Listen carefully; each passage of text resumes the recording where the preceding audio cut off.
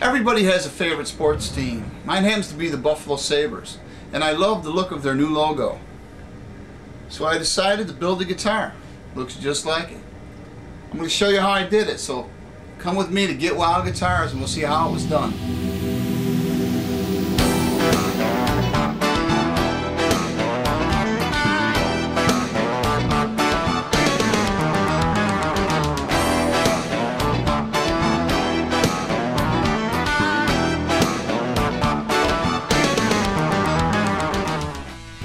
Using a palm sander and 120 grit sandpaper, I am preparing this basswood for a 1/4 inch maple veneer top.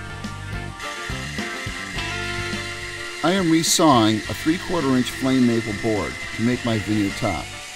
After it is split, I will run each piece through a surface planer until I reach a thickness of 1/4 inch. Apply the glue and spread it out evenly over the entire surface.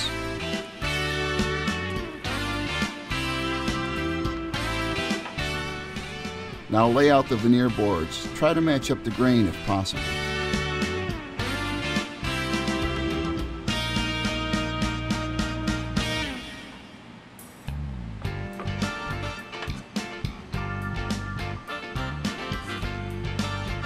Clamp the veneer tightly down to the basswood and let it set up for 24 hours. Here I am using a pattern that I've made in advance of the Sabres logo.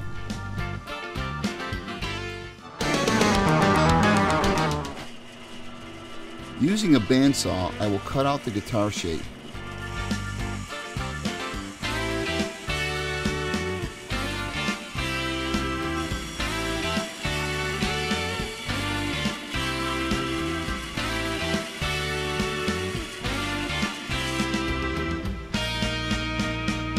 An oscillating spindle sander is being used here to remove the saw marks left by the bandsaw. Some areas may need to be filed or sanded by hand. Using a round over bit, I will round over the edges on both the front and back of the guitar body. Again, hit both front and back surfaces with a palm sander.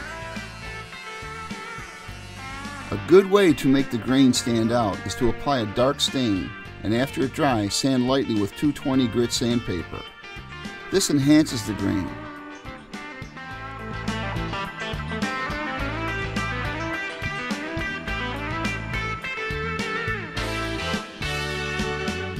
Next, you must seal the wood with a clear lacquer or polyurethane. Make a stencil out of masking tape and mask off the body. I am using a water-based transparent airbrush paint. This will allow the wood grain to show through the different colors in the logo. After the paint is dried, I will apply about 10 coats of lacquer over the body.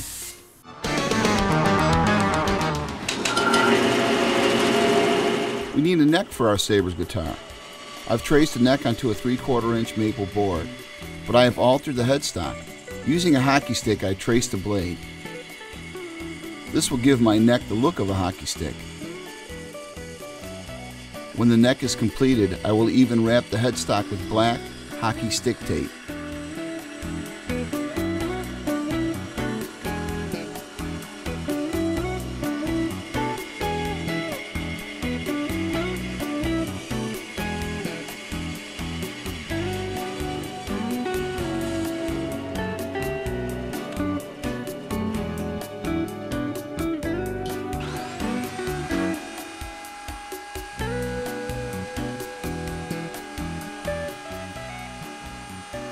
Again, I use a round over bit on the back of the headstock.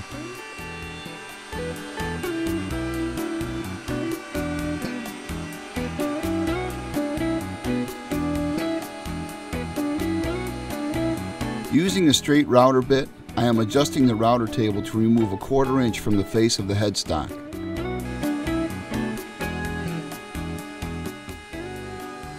Slowly pass the headstock over the router bit.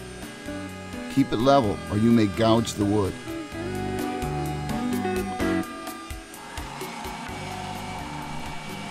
Using an oscillating spindle sander, I am creating a smooth transition from the nut to the face of the headstock.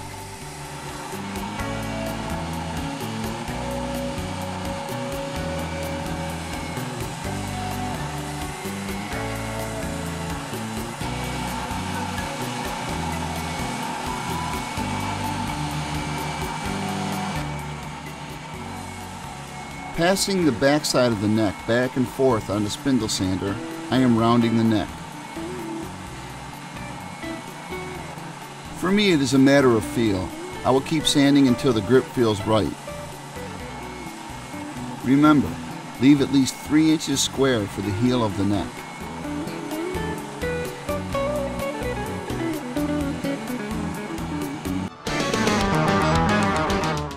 Here I have made a small miter box just for cutting in the slots for the frets. I am using a 25.5 inch fret layout scale on this neck. That means from the nut to the 12th fret the measurement is 12 3/4 inches, and from the 12th fret to the bridge it is also 12 3/4 inches. The 12th fret is the only fret with 2 markers. The 3rd, 5th, 7th, 9th, 15th, 17th, 19th, and 21st fret all get a fret marker on the face and the side of the fretboard. Using a 1/4 inch drill bit, I am drilling pilot holes for the fret markers on the face of the fretboard.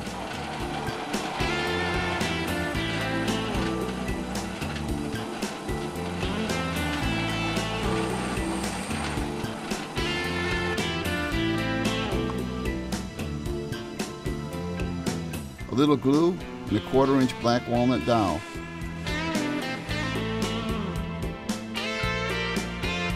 Gently set it in place, and after the glue sets up, sand off even with the fretboard.